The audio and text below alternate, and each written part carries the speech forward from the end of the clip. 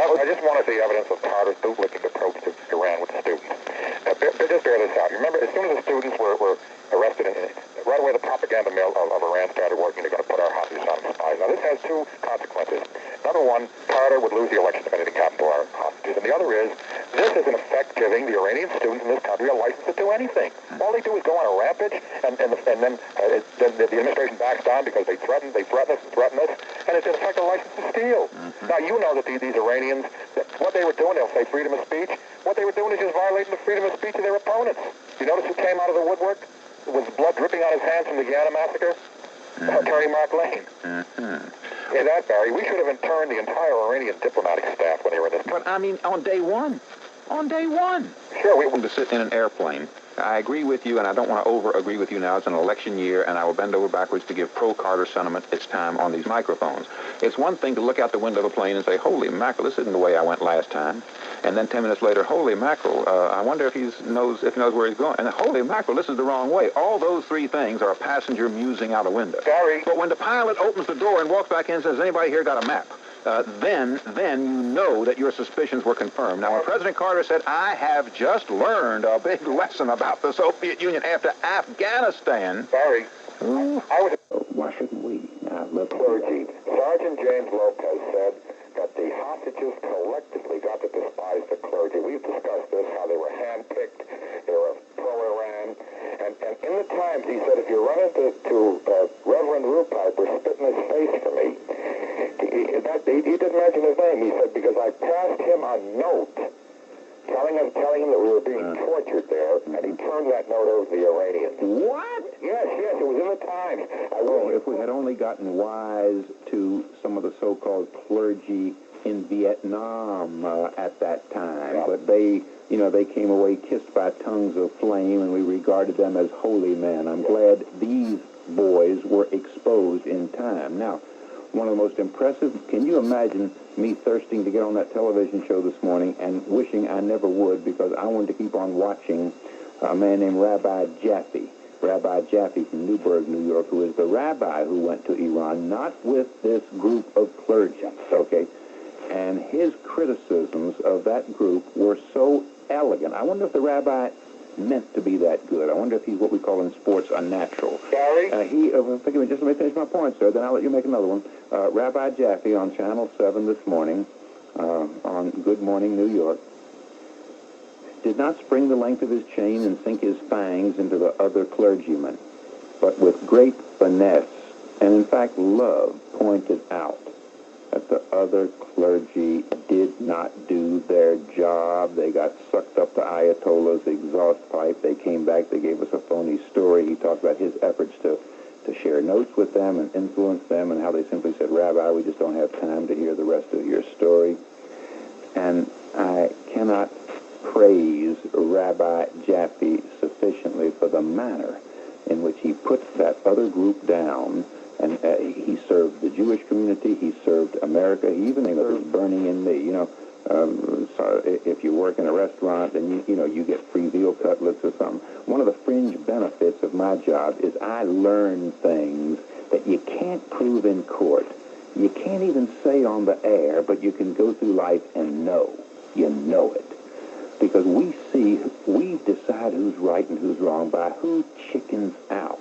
The chickening out is very, very rarely done so the public can see it. For instance, at that television station this morning, one of the other clergy was supposed to come. And at the last minute, they had to remove one of the chairs because that other clergyman, who, believe me, would have been blistered by the hostages for what he did over there. He called and said he was ill and sorry to disappoint the television producers, but he couldn't make it. Now, do you understand why that appeals to me so much? Being right. Thank you. You're on a short trip. Do you think I want to give a quick comment about Koch. Over here in New Jersey. I feel insulted when someone like you calls as though I didn't know. Oh, I'm glad you did. Over here in New Jersey, people are saying, if only we had a Koch to run for governor. He is so idolized here because he doesn't knuckle under to these pressure groups. Just as that other fellow said, look at the group that's proposing him. All the losers whose philosophy has brought us to our knees. New York City and the entire nation. Look at that gang, that rogue gallery. Ronald Reagan returned Jimmy Carter's here to the United States. That's Eleanor Holmes Norton. She's been laying low.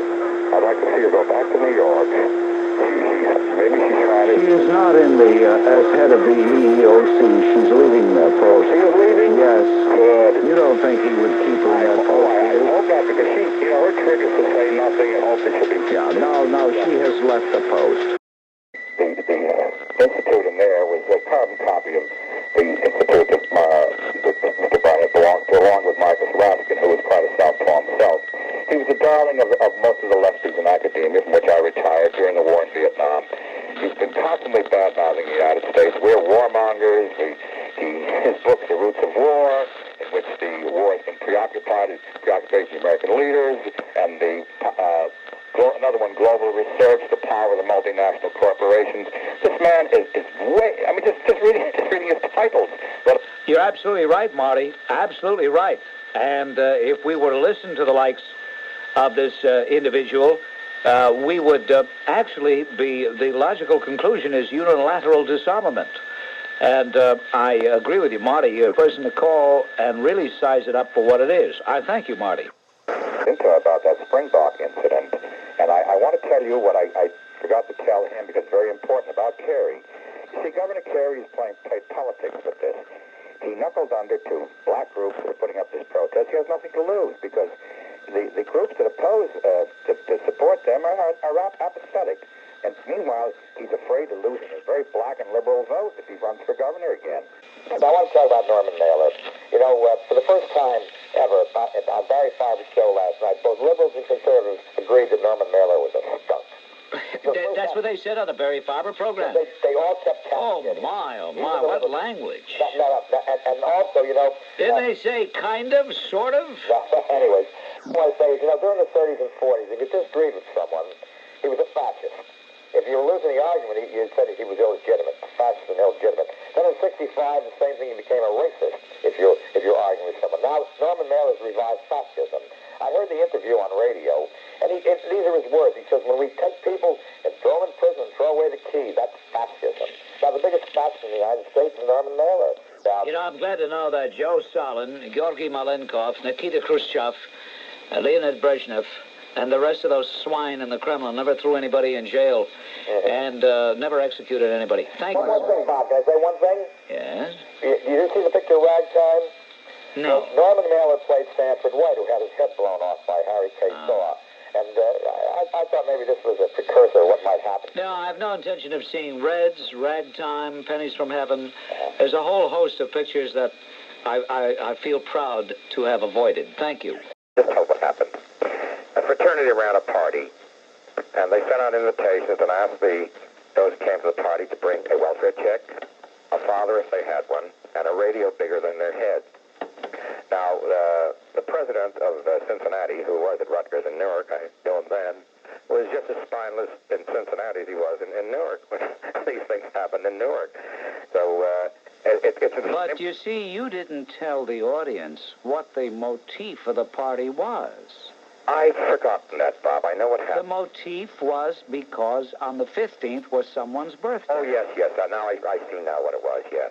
Said Marty. It was Martin Luther King's birthday. Right, and it was supposed to be a Martin Luther King birthday celebration a la this fraternity's rather extremely poor taste fun, quote-unquote, fun. May I first see is doing the same thing it did when it curtailed the freedom of speech of people with controversial ideas. William Shockley, Henry Kissinger, Walt Rostow. Absolutely. And this is the same tradition. It's no different. Well, we tried to get the fraternity on the line. They're so scared, they're so shook, that they're afraid to even talk to us. They don't know who's calling. They don't. This is Marty from Roselle Park. Yes, Marty. Listen, Bob, I want to let your readers know something that's been disturbing me. As you know, from the Wayne Williams trial, ever since the trial, before the trial, and after the trial, there are attempts by many, quote, leaders, unquote, to make this a racial issue. For example, on cable television, the mother of Wayne Williams called the judge, who was black, an Uncle Tom. NBC showed parishioners coming out of a church in Harlem and saying, no way he could have done that. I couldn't believe a black would kill all his blacks. Then along comes Joseph Lowry and gets Andrew Young to keep the task force going. There were a lot of unanswered questions. These are his words. Today there was it was called the biggest cover-up since Watergate. The next thing you'll hear appears that the Klan is involved. I mean, this is what they're saying. If you remember, Herbert Daughtry led a march to City Hall to protest the racist killings in Atlanta. Pravda had an editorial, the racist killings in Atlanta. And you know what's going on. The attempt of the demagogues to sell racial hatred, racial polarity. Because you know many of these leaders can only exist if they sell racial animosity. Well, there are people who do indulge in demagoguery or racial demagoguery, whatever you want to call it. But I think what is sad is that that Lee Brown, who, by the way, is the police director in Atlanta and who is black, wanted to disband the task force because he saw no need to maintain it at the expense that it entails, and felt that since Williams was convicted, that cleared at least 23 murders. He felt it cleared all of them, but 23 he could say with any amount of certainty. And it made sense to discontinue the task force. We didn't want guys sitting around looking at each other, smoking cigars, and saying who's going out for sandwiches now. But they're keeping the task force together because of political pressure. Joseph Lowry. Yeah, well, Joe Lowry, of course, was just the focal point, but there's other people besides Lowry. But do you notice that there has been a word of retraction from those that led these marches? The green and yellow ribbons, which became a political symbol, and all it was so disappointing to many of these. I know, and of course, you have to be a big hypocrite not to say you can't help but compare the Williams trial and the aftermath and the pre-trial with, say, the John Wayne Gacy trial, or the Corey trial, which, of course, involved even more young people than the Williams killings did. But of course, one in Houston? That was the Corey trial in Houston, and John Wayne Gacy trial, of course, in Illinois, in which, if you combine the victims of both of those, you come up with about 52 young white males who were all murdered. And then again, no one saw any need to make a racial issue out of that. Yes. This is Marty from Roselle Park. There was a peace demonstration in Moscow Saturday. It was in the Star Ledger Sunday, and then it was confirmed on the radio just now. There were 10 members there compared to 750,000. There were 11 members. 10 were there. They were surrounded by the police, taken to the station, and told to stop it. The only thing they were allowed to do was do what the official Soviet Peace Committee tells them. Today, the flash came in that the 11th was arrested. There's quite a difference in numbers, isn't it? About the front for the June 12th organization. Their address was on West 4th Street. You just look at that, you can almost read between the lines. Well, here, Marty, you seem to be pretty astute in this area. See if any of these names are familiar to you from another era. Ruth Messenger, George Wald, yes. Marge Piercy, Seymour Melman, and here's one for you. Here's the grabber to end all grabbers, Dave Dellinger. Yes, Dave Dellinger was featured in this thing, according to the paper, and let me say this, I've been told, now I can't prove this, that I was told, and I can't give you my source, that the federal government knows that David Dellinger and another one, a woman, were getting money from North Vietnam to foster peace movements. It was laundered through so many French banks. Well, Dellinger has visited Hanoi and made no bones about where he stood in that war. He was pro-Hanoi without any question. One of the other talk show station was crying with the demonstrators Saturday. The gentleman was British, and he used the expression, all he wants is peace in our time. And you and I would recoil at that. And he gave his age. He was born in 1935. So I called him up. Was he born in South Africa? What's that? Was he born in South Africa? I don't know. He's British. I want me to give his name? No, I don't want his name, but does he sound as though he has all the answers in the universe? Yes. Uh-huh. So I called him up and I said, you were 4 years of age in 1939. And I recall Neville Chamberlain using that very expression, peace in our time, and 30 million people died as a result of that. And he got very, very angry. Told me to send anything I want to the FBI or anything. He got sarcastic. But it shows the mentality, peace in our time. This appeasement, this constant appeasement that swept these. A lot of them are doing it deliberately, as you said, to weaken us, and a lot of them are just dragged in. Yeah. They're not realized. Would that same individual have the same last name as our 7th president? Yes, yes. All right. From Tennessee. Yeah. The Hermitage, yes. Yeah. Uh-huh. Well, I know the gentleman, having worked with him, and he's part and parcel of the whole liberal panoply of Yes. people who have been reciting the same litany for a couple of decades now. One on Sunday nights at midnight, too. Thank you very much, Marty. This is Marty from Roselle Park. Yes? I'm enthused when you mentioned Dorothy Rabinowitz, because I have here an article, I won't read it, I'll just tell you about it, from the Wall Street Journal, June 10th, right before the Freeze rally, in which called the Building Blocks of the Freeze Movement, in which she says, for example, one prominent peace group said that all life on Earth is threatened by U.S. imperialism. She exposes all the Marxist groups that are in on that. And yeah. She's a brilliant writer. She certainly is, and very shrewd analyzer of the scene. Down to that now. Fight in your own weight class as hard as you can, and collectively we'll bring America back, just like the ones who did the opposite did so much to bring it down. Barry, yes. a few more comments on last night's show. Yes. A woman was rather illiterate, who was resorting to the 1968 tactic of just saying racism and everything. Exactly. You would become a desiccated liver tablet as soon as someone said that to you. Exactly. And the attorney was a typical one on the left who would just try to obfuscate the issue, but with jargon and so on. Now, if you notice, all the people that have walked off your show are all liberal or to the left. Mm-hmm. Now, it's going to happen again because they don't like freedom of speech. They don't, and I applaud you for exposing their left ideas. Now, may I just tell you an incident about one of your former walkies, Certainly. Aptheker? Before I retired, he came to school once, and he was talking to his history club invited him. A big crowd was there, and he was talking about Dr. Daniel Williams, a black man who performed the first open-heart surgery in the United States, which he did. And he said, and that man, that great scientist, was denied the directorship of a hospital. And there was a gasp there. What was he? You're supposed to think, my God, this is racist. So I stood up. I'm familiar with the case. And I said, Dr. Aptheker, isn't it true that he lost the directorship of a hospital not once but twice, and each time to another black man? You know, I was sitting in the back row. You can see that the color drained from that man's face. He got very hostile. Yeah. Because that's exactly what they do. Just pound away at this nonsense and racism, bigotry, poverty, murder, and so on. Am I correct? Yes, you are correct, sir, and I have to tell you one thing. You have helped me crystallize my feeling about that show last night. You're right, the same old 1968 shell game. And like so many tired shell games, I had the feeling that I would have if somebody came up to me and said, would you like to buy the Brooklyn Bridge? Or the way a good-looking woman might feel if you said, haven't I met you someplace before? The only answer is, yich, is that the best you can do? Give me a break. Barry, yes. Again, I'm going to abandon that great place, Guilford Courthouse. Make a few quick statements. You know how I feel. I feel as you do. First, a few quick statements on the main subject. Last night, Abbie Hoffman was on one of the talk shows, and he did the same thing. He was being asked the most innocuous questions. He was uncomfortable. He wanted to leave. And I realized that these people on the left don't like cross-examination.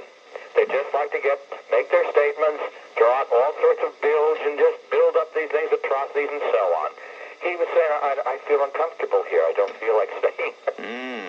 Now, the other thing, as you know, I'm a military historian. When you mentioned Charles Wiley, I don't know where he got that, but it's absolutely right. Quincy Wright, in his book, A Study of War, said the same thing. He said that peace movements, no matter how unfortunate, lead to war. The hostility of the nation turns not against aggressors, but against the peace movers. Not only that, but the peace movement gives the enemy the illusion that there's rottenness on the inside. There's no will to fight. There's only a will to surrender and disarm and all the rest. Now, about the rally, you were right. There was a repetition. I don't think the Democratic Party will hold a convention. They had it Saturday, and the rock music was great. I mean, for rock music devotees. It was a marvelous summer festival. Yeah, but again, you see, I felt nauseous when, for example, Peter Yarrow, Peter, Paul, and Mary, who you know confessed in an open court that he was a child molester and threw himself on the mercy of the court. This high moral person. All right, sir, forgive me. I'm not only high and moral. I'm out of time. I like all your remarks except the last one. It was ad hominem. I don't think I know it wasn't ad hominem. I meant it. Okay, but I don't think we need that to buttress your greater point. Anyway, I think it is more important in today's world than the famous Guilford Courthouse. Do you know that a peace group was invited to Russia. I have the article here from the Times last week by the Soviet Peace Committee, who's been trying to discredit the United States. They were allowed to go into Leningrad with even with their T-shirts saying USSR, stop testing now, led by Daniel Ellsberg. Now, if you've been in Leningrad, and so have I, you know Nevsky Boulevard is about 16 lanes wide. It's not bullets, Nevsky Prospect. One or two cars an hour. Now, they started handing out leaflets, and they were surrounded by officials, escorted back to the, and putting up placards, escorted back to the boat, towed out to the Gulf of Finland, and told to go home. Did you know that? I did not know that. And I have the article here. I'll be very happy to mail it. Oh, no. I'll take you. Matter of fact, I was wondering where Daniel Ellsberg is now. We have alien and sedition laws. We have treason laws. We have spies. We even catch a few still, and we have spy trials. If you know that there are loads of Jewish anti-Semites, I can quote, who identifies themselves as a Palestinian. Alfred Lilienthal, Leonard Bernstein with his party with the Black Panthers who were going on. Already an old friend of yours. I wanted to speak about Jesse Jackson, but you saw him. He shook hands with Ramsay Clark, Suzanne. And did Ramsay Clark lick his left boot first or his right boot? How did he? I don't know because I didn't tape it and I couldn't. Yes. I want to just make my weekly call about Jesse Jackson's anti-Semitism. We get our basis on about his anti-Semitism from his statements. Now, one of his most famous statements was in that infamous meeting in 1978 where the anti-Semitism had fired Russell was so thick you could cut it with a knife. He said, he said the Klan doesn't trade with South Africa. The Klan didn't press the Baki case. The Klan didn't press Randall Young, leaving you to say, who did it? The Jews. And and they stood up and cheered lustily. Now, Percy Sutton followed him and said, after all I did for the Jews, this is what they do to me now. They get Andrew Young out of a job. And also, Jesse Jackson's campaign manager in New York is Albert Vance, who led the anti-Semitic tirade against the Jewish teachers, whoever teachers were Jewish in 1968, and says in New York Magazine, in my judgment, I have never been an anti-Semite. Jesse Jackson says, I'm not an anti-Semite. All he does, we have records of him saying the international Jewish bankers. I want to embellish, add to what you said about Andrew Young, because it's bigotry. It's what Mayor Koch said about Andrew Young, when I certainly second the mayor, and I agree with the mayor. There is a double standard. Can you imagine if Ed Koch had criticized somebody and saying, hey, you know, those smart-ass black boys around him, well, there'd be hell to pay. And yet, Andy Young can make a bigoted statement, and nobody dares, outside of Ed Koch, nobody dares say a word. That. You know, for the first time in the campaign, Mondale showed some guts when he said, if Mr. Jackson doesn't want to cooperate, I'll go it alone. Immediately, the Black Solidarity Party line swung into action and started condemning him. And, you know, Andrew Young said that in front of the National Association of Black Journalists. Yeah. He was trying to have... I wonder what would happen if... somebody spoke before an organization of white journalists. And use the expression smart-ass white boys. Yeah. Especially the word boys. For years, blacks used to say, plantation, they were called boys when they were 60. This was denigrating.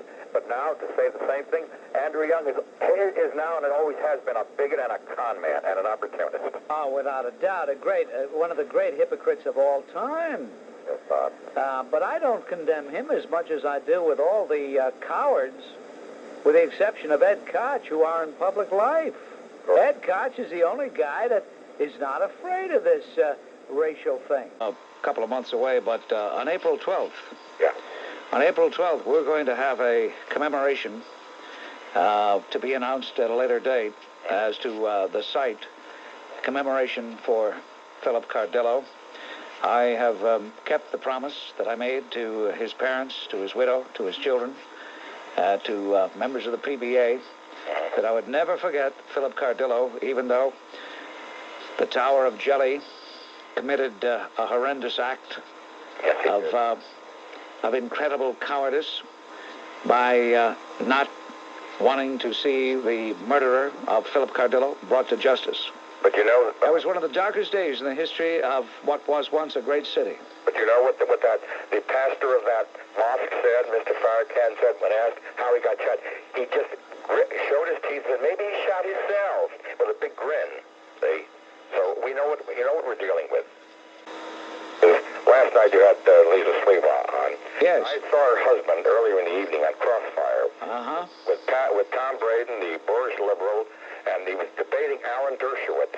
Right. Here's Curtis Sliwa, who's rather well-spoken. I don't know what his education is, but he demolished one of the leading minds, legal minds in the country. After when Dershowitz started quoting all legalese he could find, Sliwa asked him a simple question: why don't you come out of your ivory tower and ride in the subway? Well, Dershowitz started stuttering, and he said, I took the subway tonight to get to the studio, because he was in New York and Sliwa was in Washington. But it made me sick, because if you read Dershowitz's book for the defense, he says that 80% of those he got acquitted were guilty.